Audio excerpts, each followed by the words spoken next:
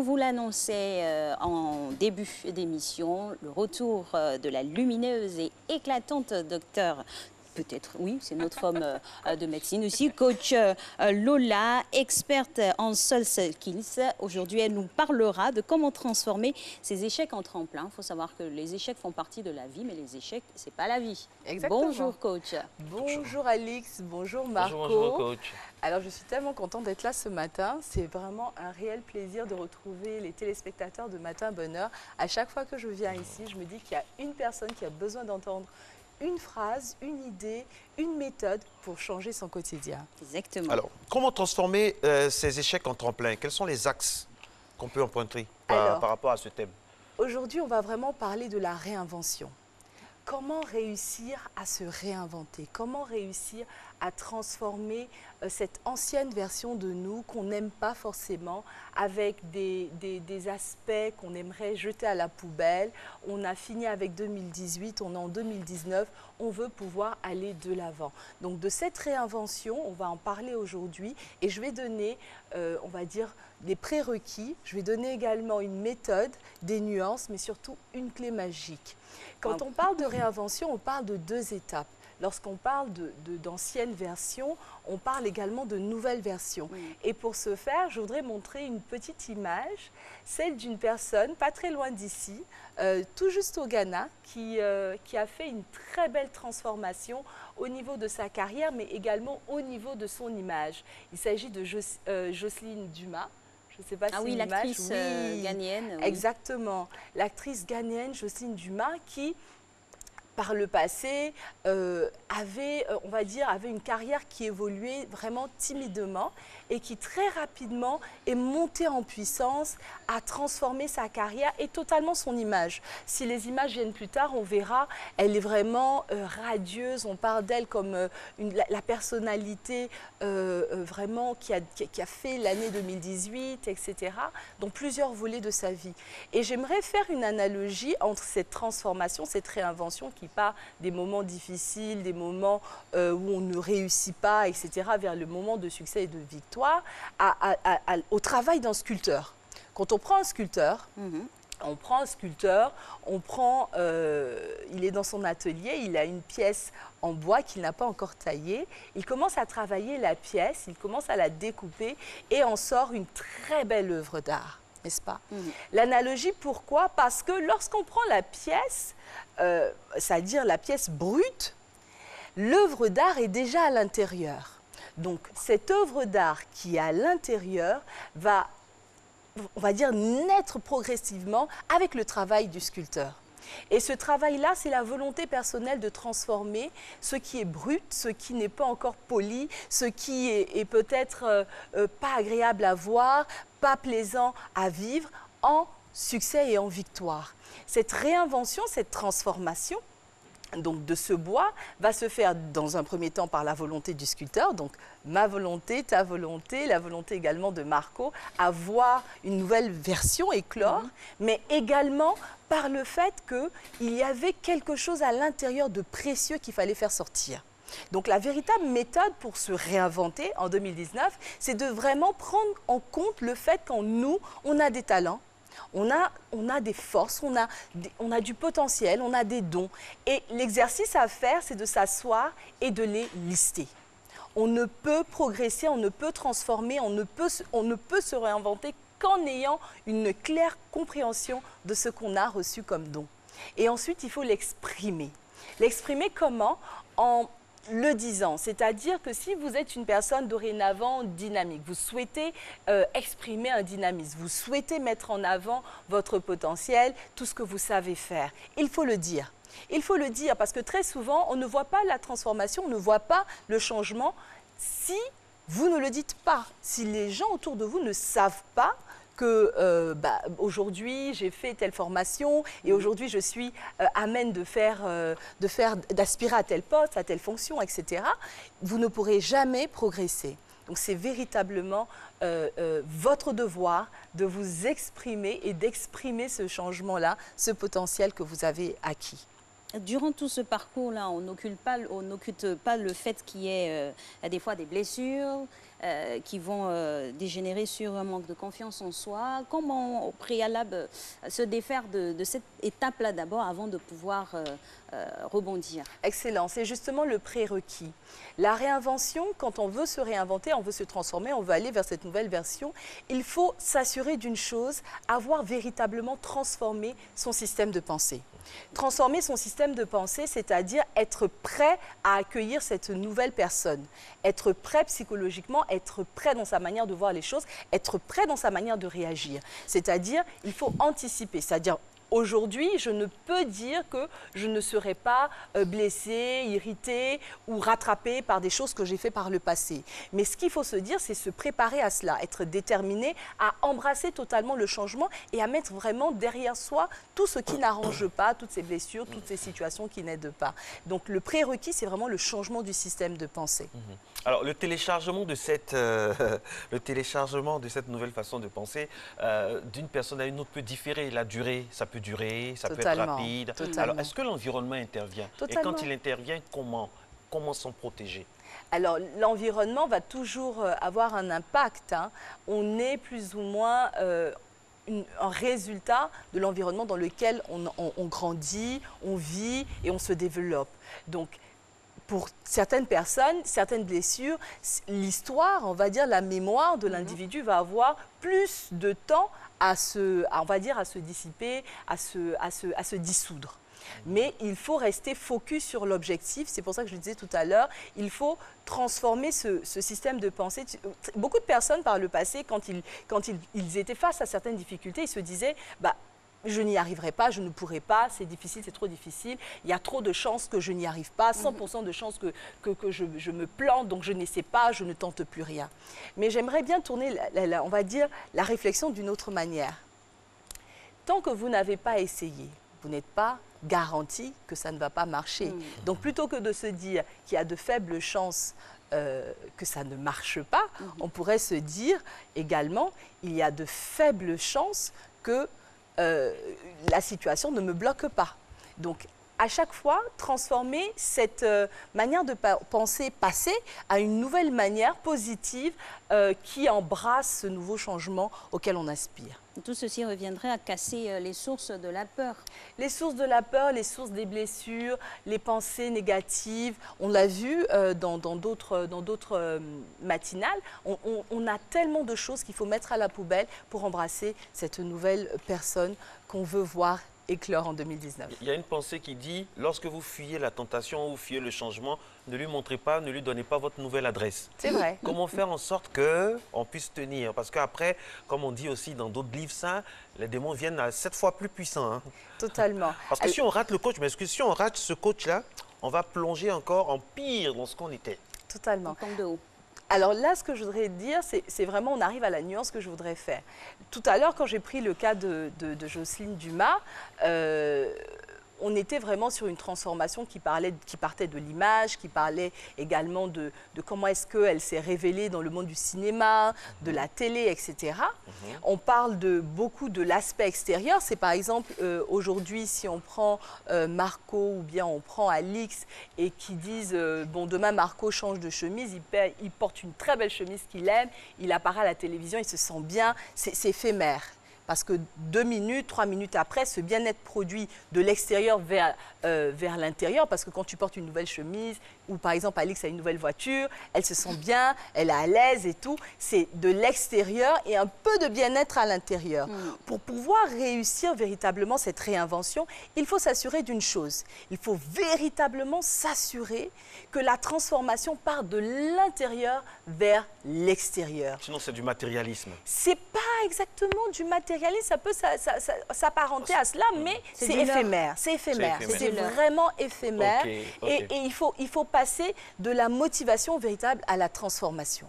Donc, la motivation, c'est « Ok, j'ai entendu Coach Lola ce matin, j'ai entendu de belles paroles, j'ai transformé ma garde-robe, je suis allée chez le coiffeur, j'ai changé ma coupe, je me sens un peu bien. Et puis après, j'ai du mal à maintenir le rythme, j'ai du mal à faire durer cette transformation dans la durée jusqu'en décembre. » Alors, je vais vous raconter une petite histoire pour vous montrer un peu comment est-ce que cette transformation doit véritablement se faire pour être durable. Vous êtes prêts? Oui. Alors déjà, avant la question, avant l'histoire, je voudrais vous poser une question. Ah là là là là là. Non, mais là, c'est nous qui posons la question, coach. C'est nous qui sommes les coachs ici. C'est une question simple. Je veux juste savoir, en 2019, la réinvention pour Marco et Alix, elle serait à quel niveau s'ils devaient se réinventer? On démarre avec Marco. Joker. Joker, bon alors... On ne diffuse pas les secrets de fabrication. Bon, n'est-ce pas, Alix? On va partir un joker sur le plateau, en tout cas le joker de la matinale est sorti. On va partir sur un objectif que je pense que tout le monde doit avoir, c'est-à-dire peut-être avoir un peu plus d'argent. Améliorer une réinvention financière. Nous sommes des gens simples. On ne demande pas beaucoup, on demande pas grand-chose. On ne demande pas beaucoup. Mais je suis persuadée... J'espère que la compréhension se fera partout. 3 millions, 4 millions, 3 millions, 4 millions par mois, voilà, c'est pas beaucoup. Un peu beaucoup, plus d'argent, une réinvention financière avec une stabilité où on va dire un développement, une croissance financière. On n'est pas envieux, juste 3 millions, 4 millions. 3 millions quoi? De nouvelles voitures, billets d'avion pour aller voir la famille. Non, c'est rien d'autre. D'accord, partons sur ce principe-là. Je vais raconter l'histoire d'un monsieur, d'un jeune monsieur qui grandit dans une commune, on va dire, pas facile, avec beaucoup de délinquance, avec des parents pas très aisés, qui au quotidien restent seuls parce que papa et maman partent au travail très tôt le matin. Donc il est confronté à beaucoup de choses, il voit beaucoup de choses, il ne mange pas tous les jours, il vit une certaine galère, il vit une souffrance. Et il grandit avec cette envie-là de transformer sa vie, de transformer sa famille, de transformer les finances de sa famille. Et très rapidement, dans le quartier dans lequel il habite, il réalise que la manière facile d'avoir de l'argent rapide n'est pas forcément la manière honnête. Mais peu importe. La souffrance est telle qu'il est prêt à le faire. Et donc, il rentre dans certaines magouilles très tôt, très jeune, et il se retrouve en prison. Il se retrouve en prison et là-bas, il ne regrette pas une seconde l'acte qu'il a posé, les actes qu'il a posés qui l'ont conduit là. Pourquoi? Parce qu'à chaque fois, il se dit, j'ai permis à mes parents de payer les factures, j'ai permis à mes petites sœurs d'aller à l'école, donc en soi, j'ai posé la bonne action. Il sort de prison. Qu'est-ce qu'il va faire, à votre avis? Il retourne dans les mêmes magouilles, parce que c'est la seule chose qu'il connaît. Encore et encore, il continue. Et pour cet enfant, pour ce jeune, la réinvention était quoi? Sa réinvention, c'était de se dire, je veux devenir quelqu'un de riche, je veux améliorer mes finances. Donc, son objectif, c'était véritablement ça, me réinventer en quelqu'un de prospère. Et encore, on l'attrape, il retourne en prison. Il en ressort quelques années plus tard. Et en prison, il traverse des moments vraiment très difficiles et il espère pouvoir sortir de cet environnement-là. Il fait la rencontre d'une personne formidable qui accompagne les jeunes pour la réinsertion professionnelle, sociale des jeunes qui ont fait la prison.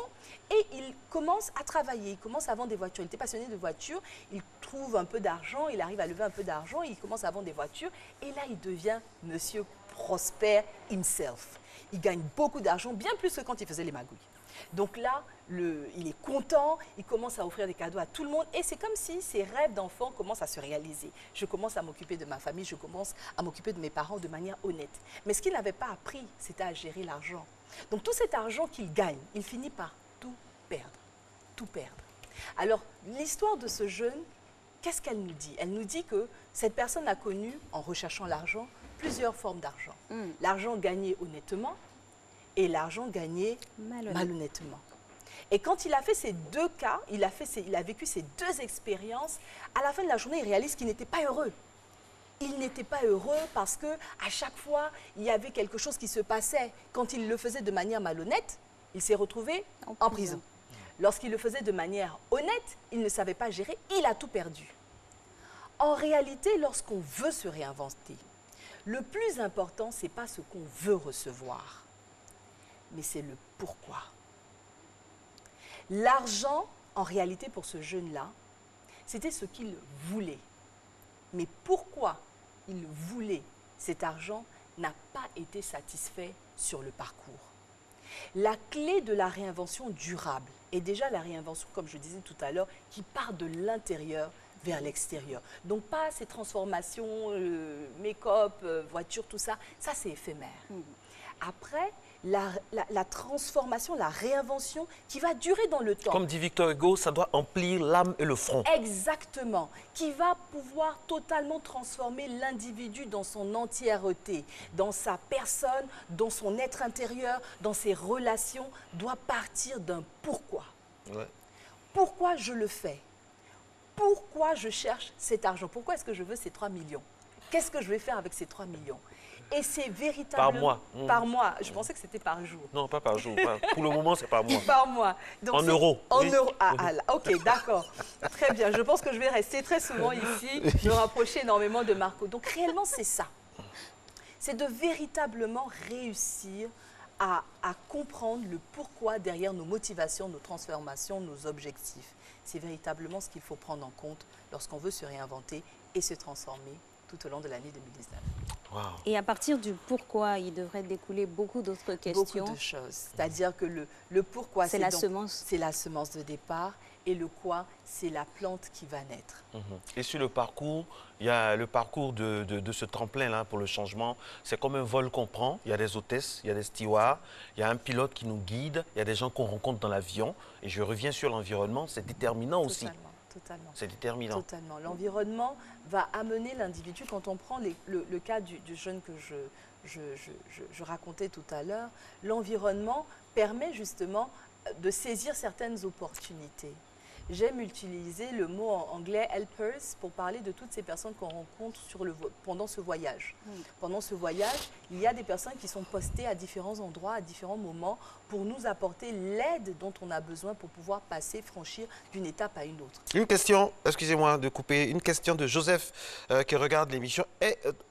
Vous avez parlé de transformer les échecs en tremplin, mais il y a des gens qui peuvent aussi transformer leur tremplin en échec. Peut-être qu'il n'a pas suivi l'exemple. Oui, l'exemple, c'est justement pour ça. C'est une excellente question. Et c'est pour ça que j'ai raconté cette histoire, parce que quand on veut se réinventer, il faut faire attention en quoi on veut se réinventer. Ce n'est pas le moment de se transformer en Gargamel, non. L'idée, c'est de se transformer en une meilleure version de soi, une version agréable, une version positive, une version productive. Un grand schtroumpf. Voilà, un grand schtroumpf, c'est beaucoup mieux. Et donc, l'idée... C'est ça, un schtroumpf utile à son environnement, à sa Pas le schtroumpf grognon en tout cas. Non plus. Le schtroumpf bricoleur, constructeur, voilà. Non plus. Donc voilà concrètement, je pense que sa question a été répondue au moment de l'histoire, mais il faut faire attention à ce à quoi on aspire et pourquoi on pose les actions, ce qui permettra justement d'éviter. Aujourd'hui c'est mercredi, c'est la journée famille à Matin Bonheur. Comment inculquer ça à nos enfants ? De façon proche ou lointaine, comment les mettre dans les dispositions d'esprit telles que quand ils vont avoir des échecs, ils vont pouvoir s'en servir pour faire des pierres et construire le tremplin. Comment faire à nos enfants? Totalement. Alors moi, j'aime bien utiliser le cycle. Alors le cycle, c'est quoi? C'est-à-dire que là, on parle de 2019, on parle de la nouvelle année. Après, là, on vient de commencer le mois de février, il y a le nouveau mois. Après, il y a la nouvelle semaine. Et il y a les nouvelles journées qui commencent. La nouvelle heure. La nouvelle heure, on n'est pas tout le temps avec eux, mais la nouvelle journée, là, par contre, oui. Donc, qu'est-ce qu'il faut faire pour les enfants? C'est des choses très simples. Casser les rythmes. Parce que changer les échecs en tremplin, c'est également casser un rythme. C'est quoi casser un rythme? Casser un rythme, c'est-à-dire le rythme de l'échec, le rythme des ratés, le rythme des erreurs, le rythme, on va dire, des choses qui ne marchent pas. Concrètement, vis-à-vis de l'enfant, comment? C'est-à-dire que le matin, quand il se réveille, c'est de lui faire comprendre que ce qui est passé est passé. Aujourd'hui, c'est une nouvelle journée. On commence. Donc moi, c'est un exercice que je fais très souvent le matin. C'est une nouvelle journée qui commence. Donc aujourd'hui, on choisit de faire ça, d'être ça et de devenir ça. Donc tous les matins, on change. C'est-à-dire on oublie ce qui s'est passé hier. Donc pour les enfants, en fait, c'est d'habituer l'enfant à se réinventer lui-même. Et en début de semaine, faire le même exercice. En début de semaine, dire pareil. C'est la nouvelle semaine. Qu'est-ce que tu veux faire cette semaine? Qui tu veux être? Même si vous êtes en face de l'enfant le plus turbulent du monde. Cette semaine, tu seras sage. Cette semaine, tu vas écouter le maître en classe, etc. Bonjour mon enfant, tu t'appelles Govoï Noura, tu es une championne. Ne l'oublie pas, aujourd'hui tu vas gagner, tout ça. Mais même si papa, mais maman t'a rien donné, sache que tu es riche naturellement. Voilà des choses comme ça. Au début, on dit ça en riant. Et après, ça devient une routine. Et justement, le faire de manière cyclique.